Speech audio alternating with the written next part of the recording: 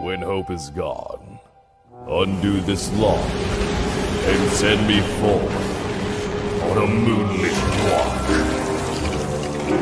Release restraint level 0.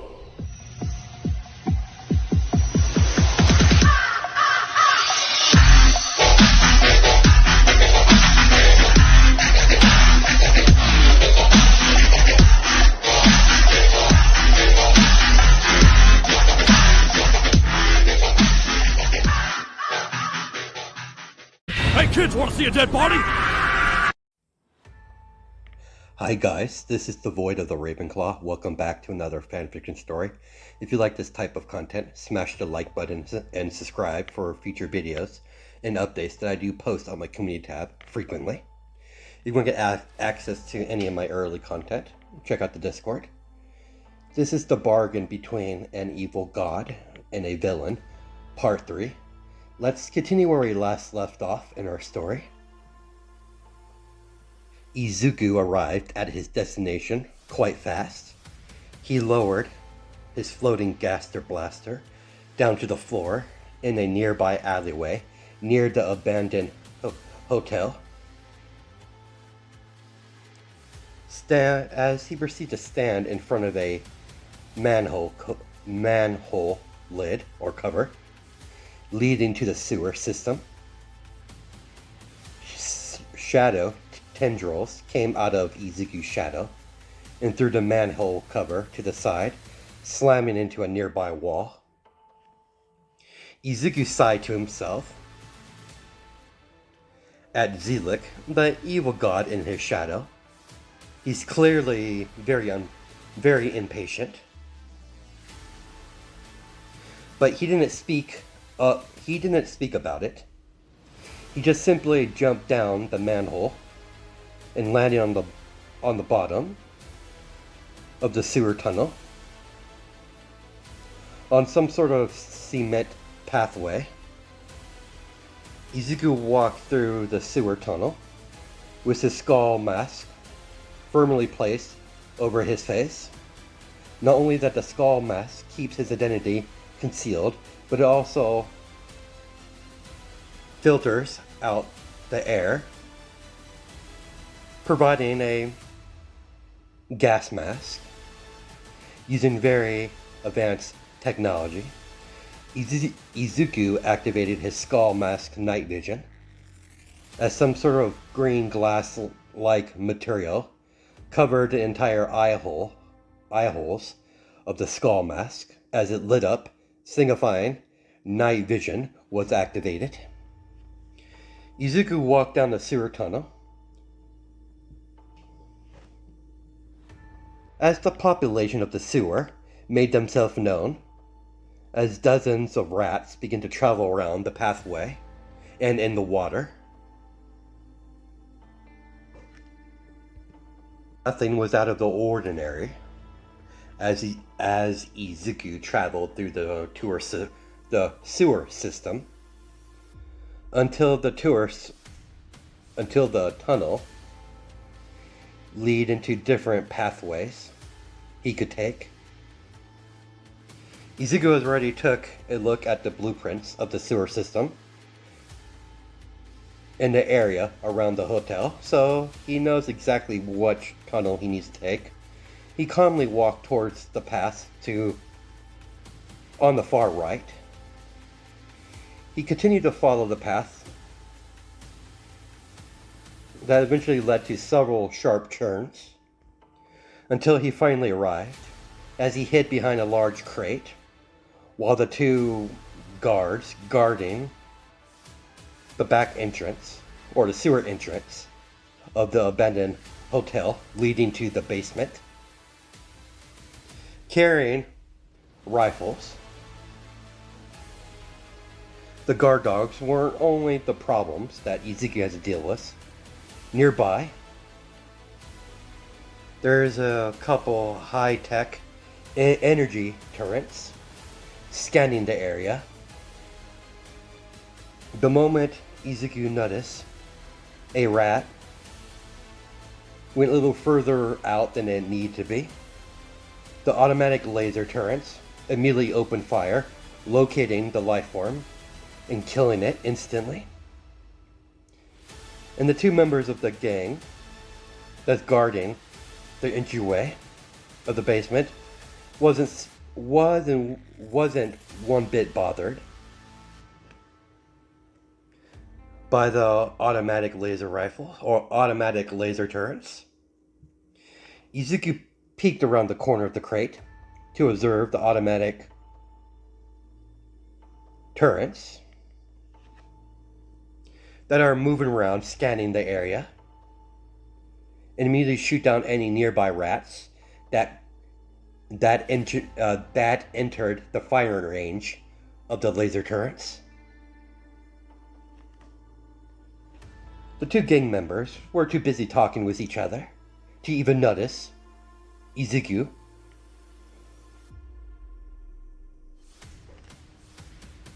Nor did they acknowledge the very high-tech military-grade laser turrets that keep going off shooting rat after rat.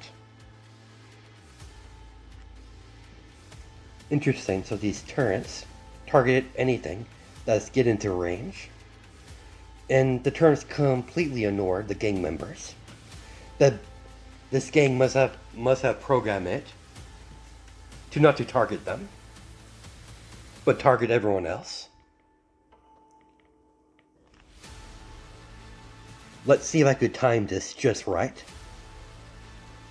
As a palm-sized bone spike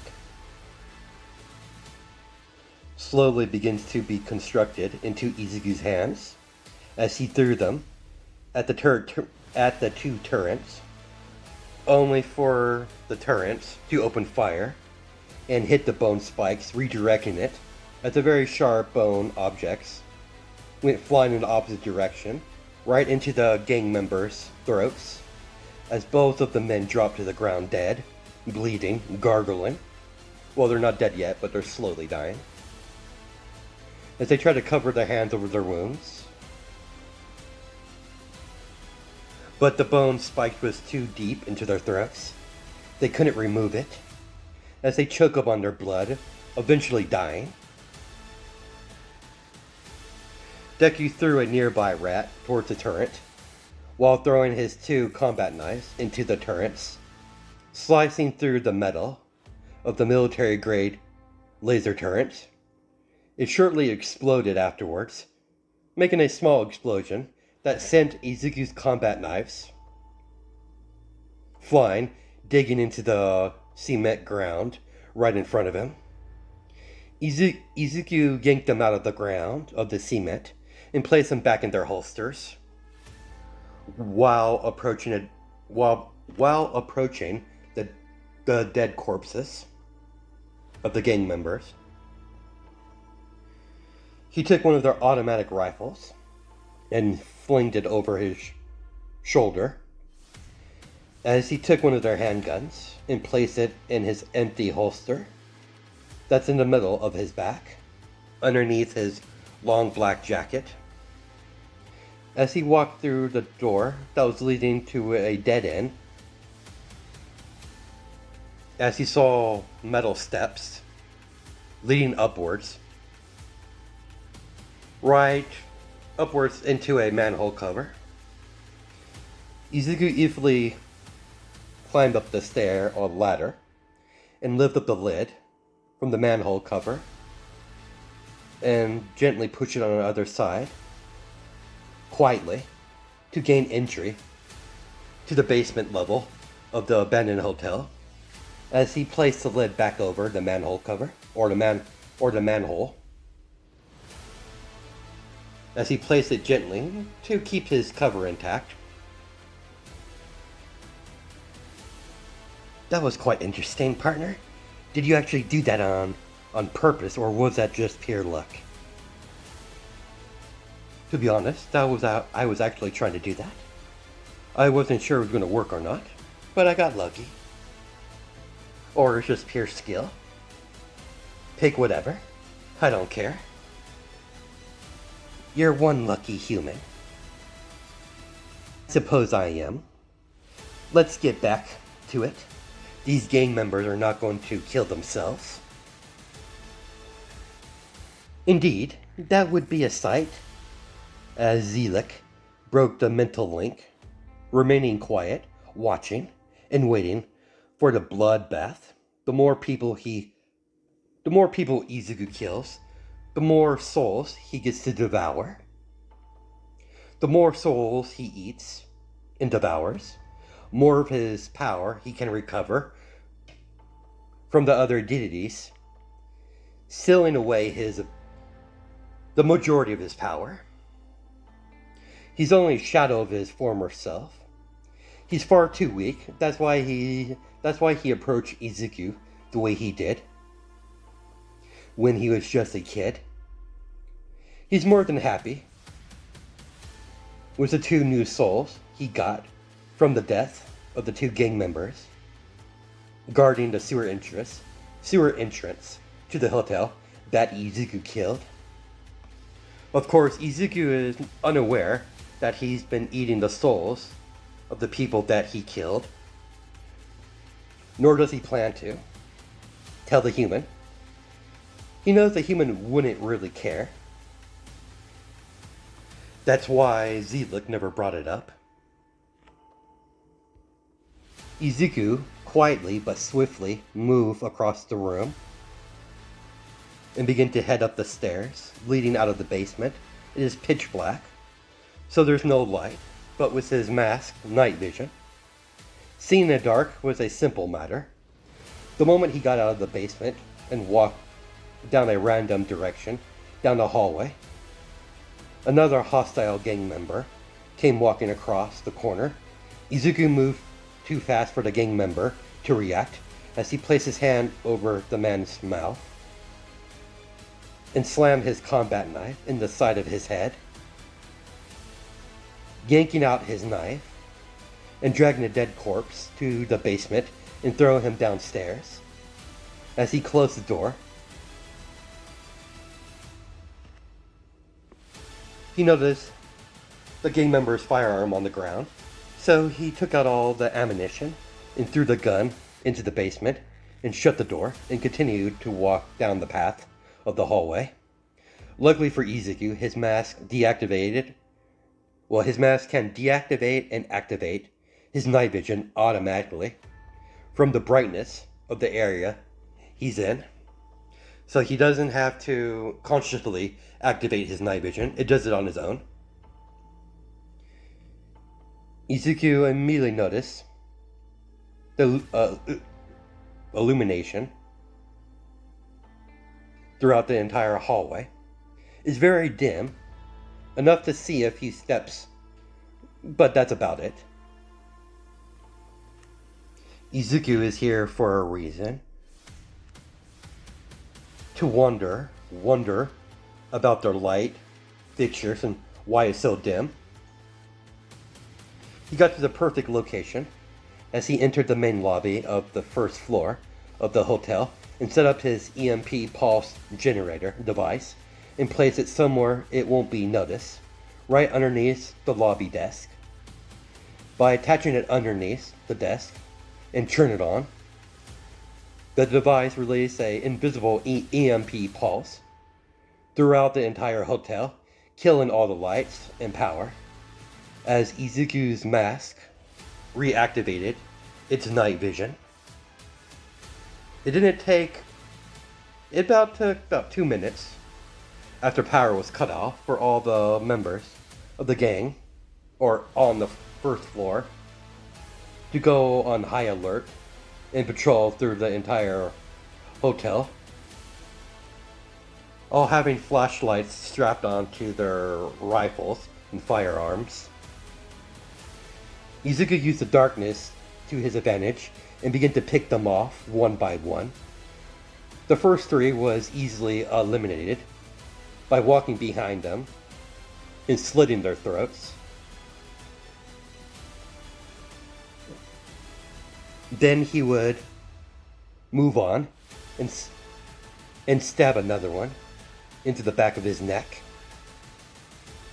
One by one, the gang members begin to fall without realizing they're being hunted. Izuku moved like a specter in the darkness. Of course, Izuku couldn't kill them all. He's currently on a time limit.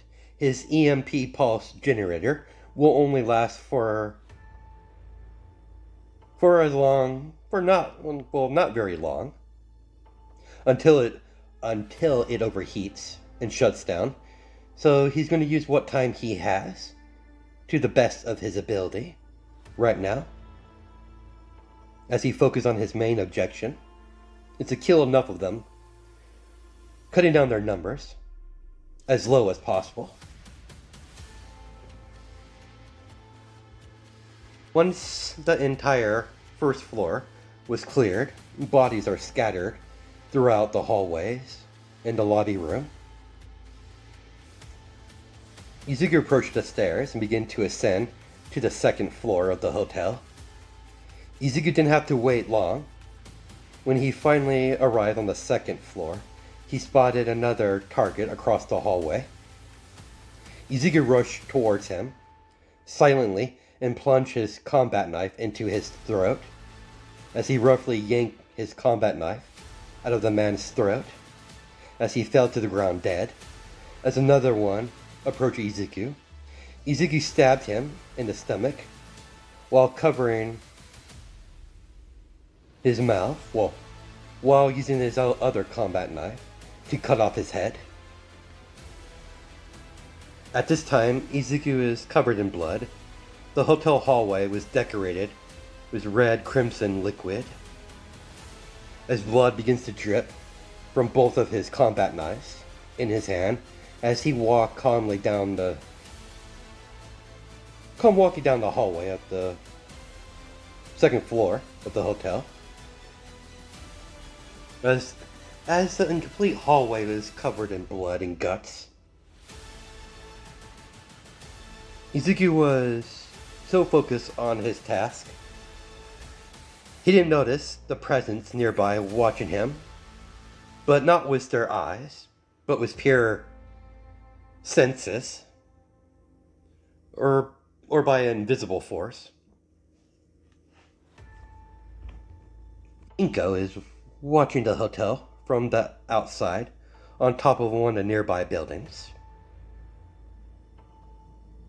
As she sees one by one the gang members holding flashlights would disappear and drop, as their lights would flicker out, as she could sense the death of many of them dying one by one. Inko did not act. She sharpened her senses and reach out and focus on the killer instinct that's been sweeping the abandoned hotel with cold calculation, floor by floor. But she can't sense her son, so she is just observing using her psychic senses until she heard a motorcycle coming from the distance. Zack, the punk pro hero, has arrived on scene as his motorcycle skid to a stop right in front of the hotel as he got off and kicked the kickstand. As he kicked the front door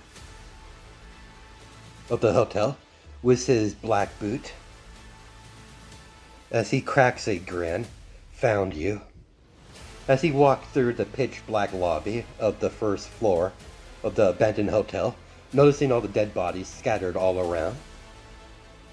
As he proceeded to walk further inside, itching for a fight. Meanwhile, Inko is still in her combat gear, still wearing her mask. As she tilts her head to the side, looking at the hero. Interesting, a hero. This just got a lot more interesting. Somewhere deep inside, on the second level of the hotel, Izuku is cutting down his way through with another gang member. After another, he cut them down without them being aware of his presence.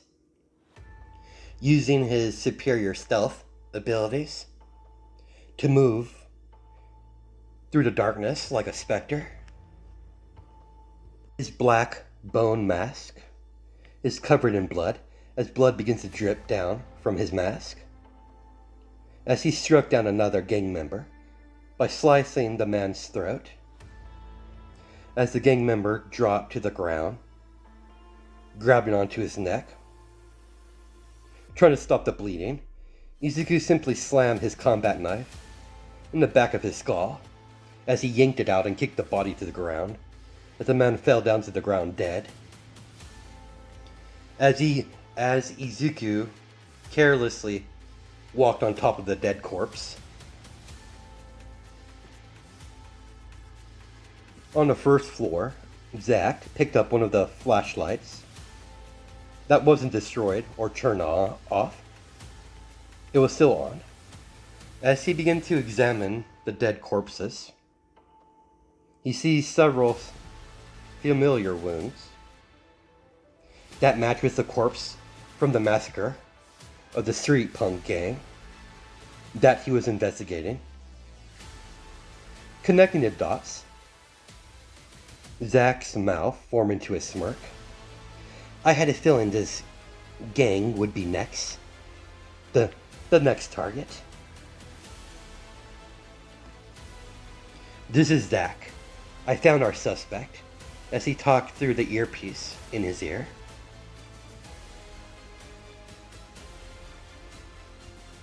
Have the hotel surrounded. Don't let anyone in or out. As he cut the connection to the police chief.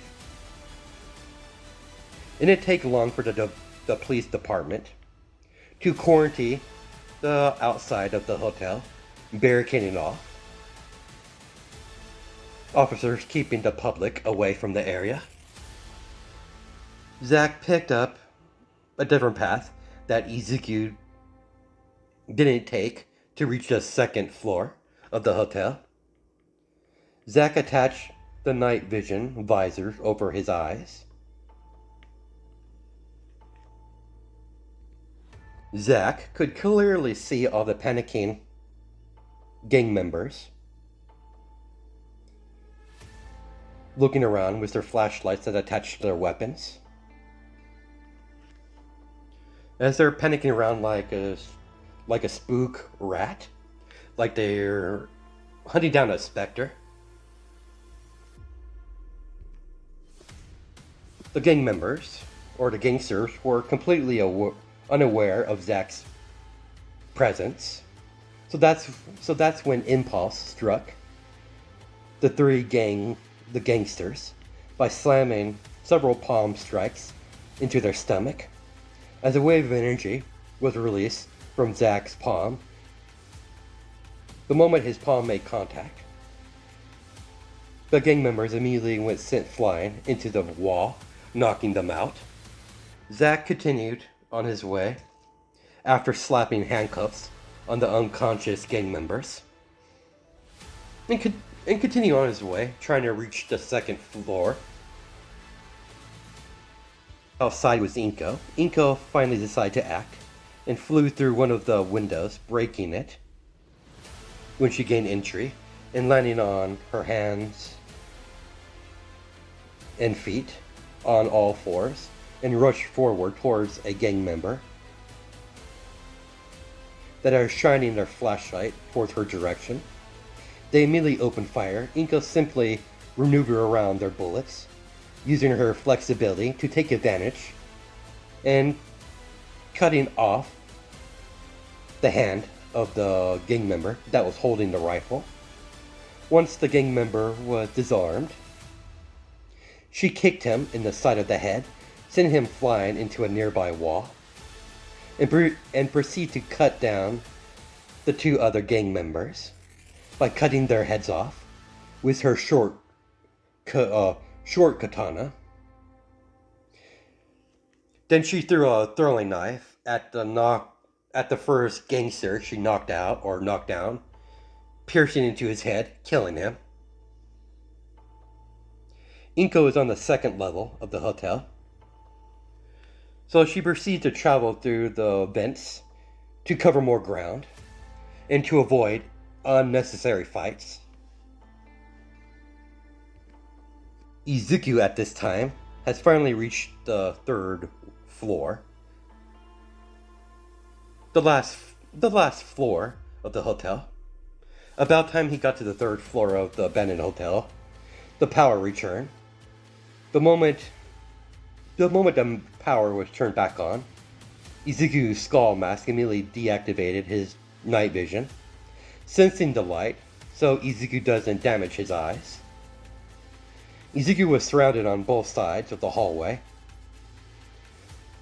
Gangsters pointed their automatic rifles at him on both sides of the hallway.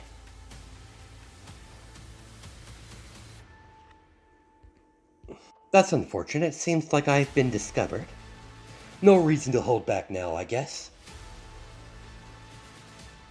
As a fist-sized Gaster Blaster covered both of his hands, as he pointed both his fists in both directions towards the gangsters.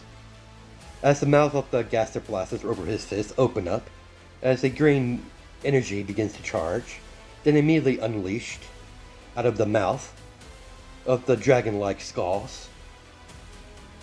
That completely engulfed both sides of the hallway, on both sides, completely vaporizing all the gangsters. Not even their guns were left. Only burnt metal can be seen after the energy faded away. As the Gaster Blaster gauntlets covering both his fists begin to fade away into nothingness as Izuku continued forward. Somewhere on the third floor, Leon successfully evacuated his leader, but he stayed behind to deal with whoever is responsible for killing all their men. The moment the blackout hit the building, he immediately evacuated his leader to a safe location. He has no intention of leaving his area until he deals with the intruder or intruders. He's uncertain if it's one person or it's a group. Unaware, there's actually 3 different intruders that are heading towards his direction. As he could hear gunshots from outside of the room, the large room. The room where Leon is large. It is used to hold pirate parties like grand balls when the hotel was still in business. Izuku was the first one to arrive by blasting a hole right through the wall as he casually entered the ballroom where Leon is waiting. As Izuku stepped through the hole with his hands behind his back, calmly walking and whistling at the large room. But you're the one responsible for all this chaos, whoever you are. Are you some sort of hero, vigilante?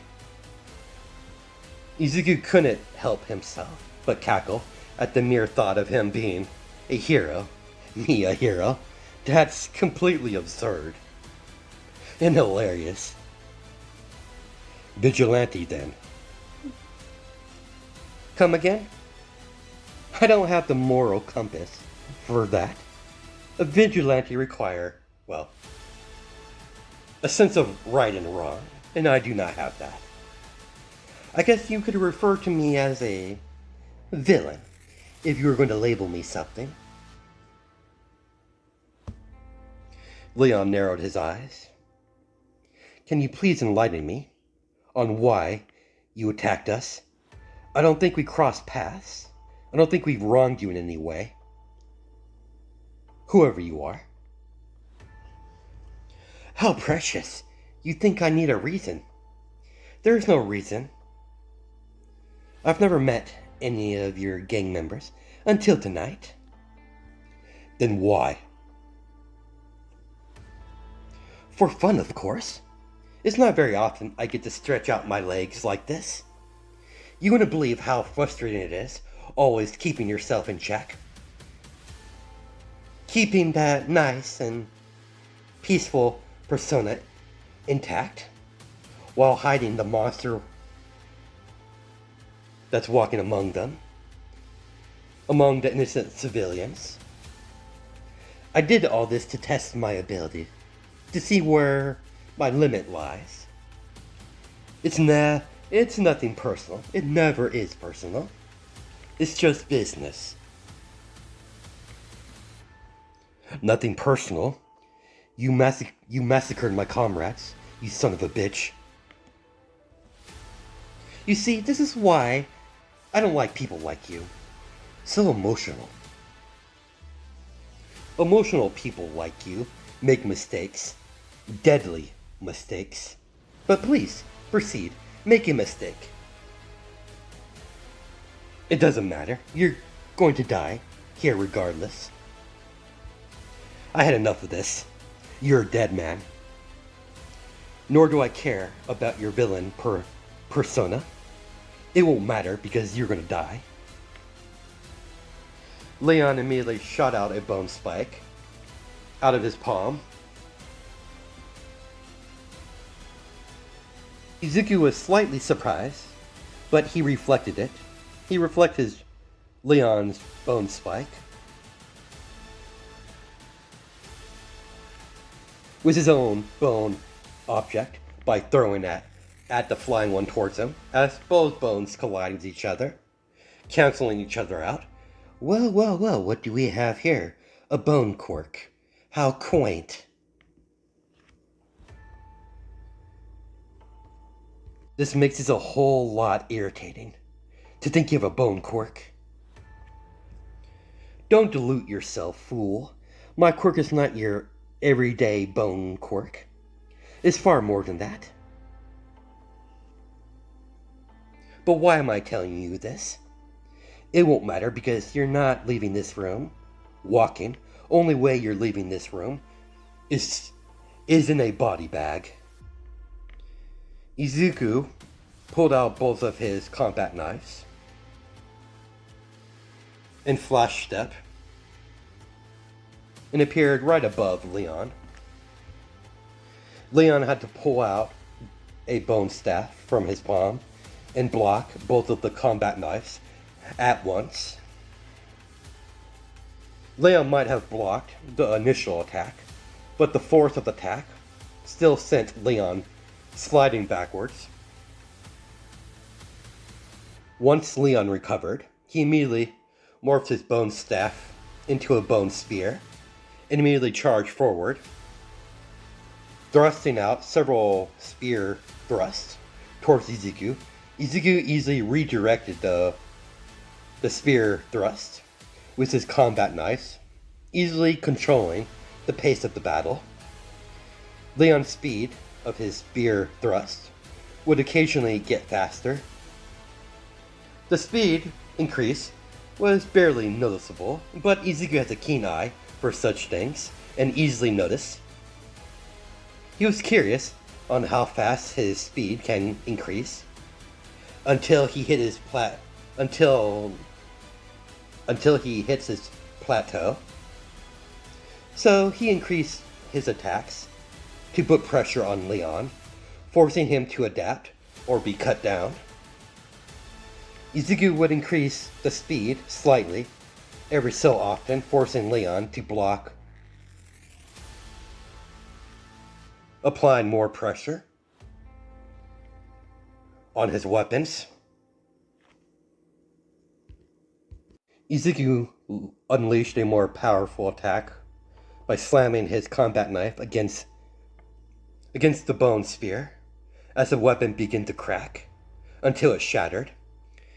Izuku, sensing something was wrong, he immediately leaped backwards as the fragments of the bone weapon shot forward as bone shards came flying towards his direction.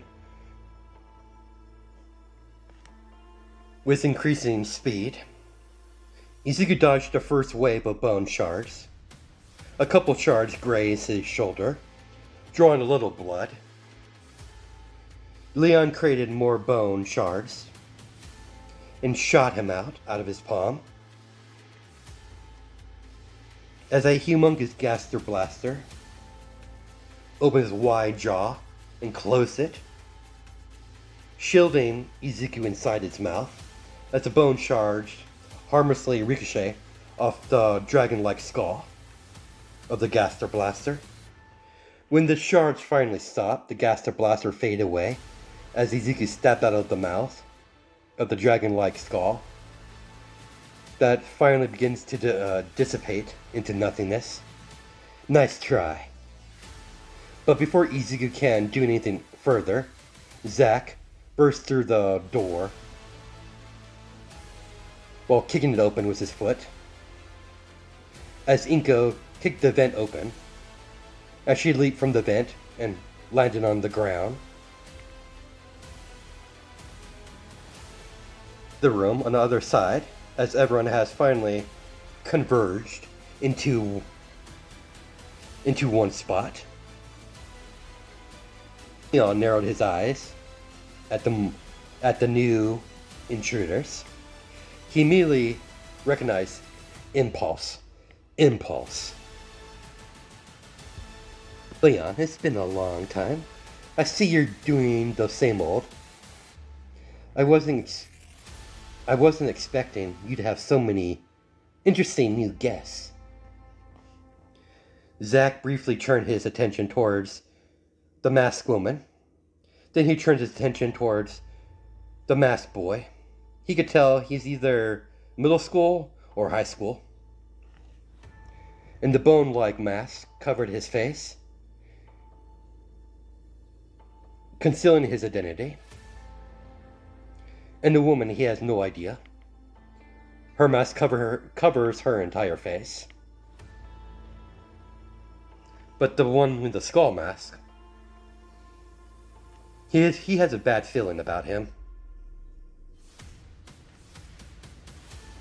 They're both responsible for the bloodbath that's been going non-stop. Or at least one of them is. He's unsure, but he's going to stop them regardless. He has a job to do. Gil's already being very patient, but her patience are weighing thin. It didn't take long for her to take action. She immediately attacked, kicking Impulse with a combination kick with her psychic energy, making the pro hero hit the wall hard, while Inko charged at Zack with her short sword in her hand, ready to cut down the little bastard in half, only for Izuku to kick Leon out of the way and block the sword swing with his combat knife. I do apologize, whoever you are, but that's my kill. Get your own. Inko spoke in her distorted voice through her mask. And who's going to stop me? Boy.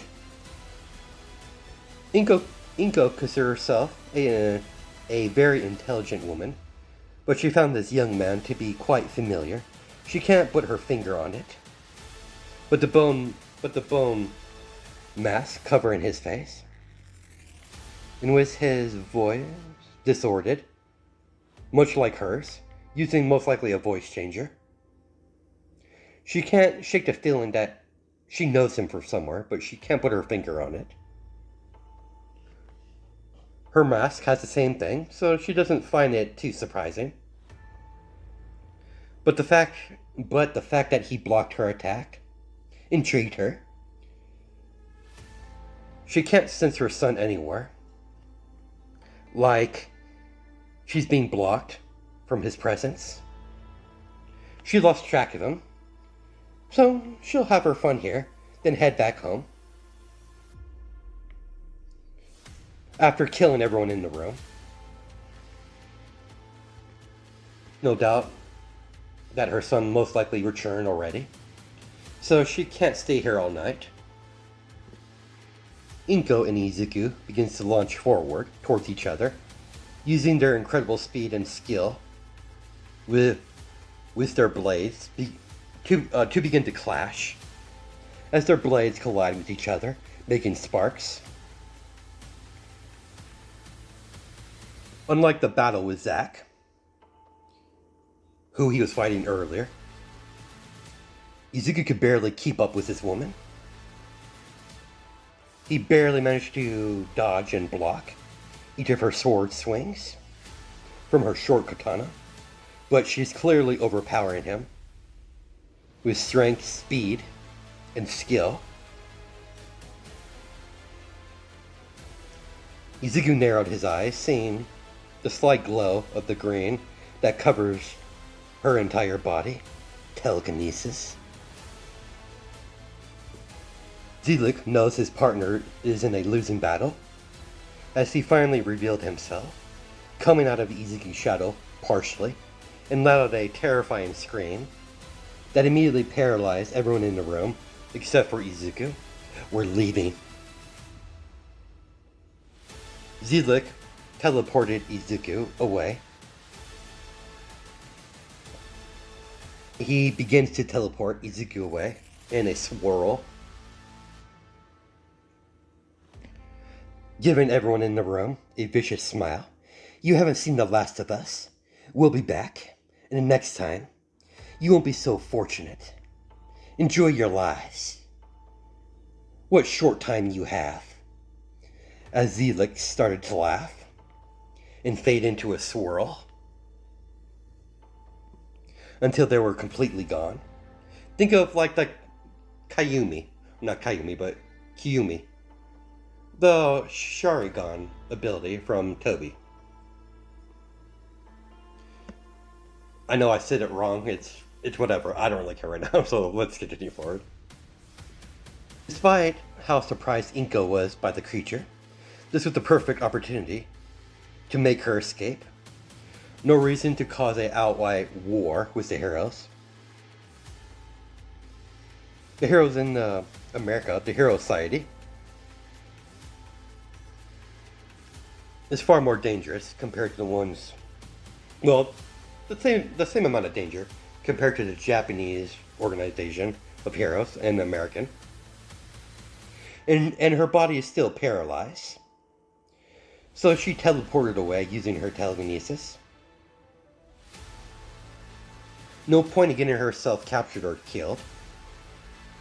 If she wants to meet that young man again, she has unfinished business with him. And that's where we're going to stop it. I'll catch you guys in the next part.